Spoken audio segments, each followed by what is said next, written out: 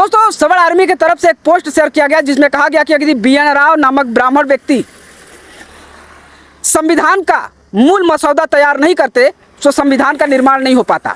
यानी कि वो कहना चाहते हैं कि संविधान का निर्माता डॉक्टर अंबेडकर नहीं बल्कि बी एन राव हैं।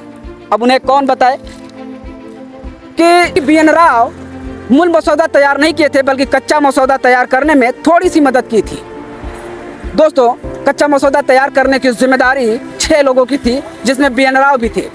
लेकिन मसौदा तैयार होने से पहले ही एक व्यक्ति की मृत्यु हो जाती है और 5 लोग सदस्यता छोड़ देते हैं और बी एन राव भी विदेश चले जाते हैं। लेकिन बाबा साहब के कहे अनुसार वो दुनिया भर के कई संविधान पढ़ते हैं और उन्हें बताते हैं और फिर बाबा साहब अपने काम के साथ साथ उन छोड़े हुए 5 सदस्यों का काम अकेले करके कच्चा मसौदा तैयार करते हैं।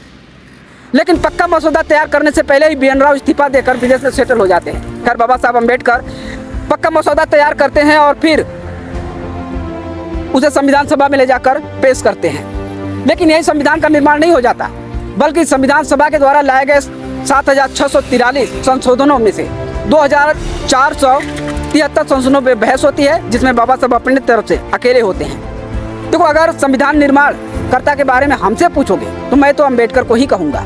और बात रही अगर बी एन राव की, तो अगर संविधान सभा में बी एन राव का नाम बाबा साहब न लेते तो शायद संविधान सभा के कुछ अन्य सदस्यों की तरह बी एन राव को भी कोई कुत्ता नहीं जानता।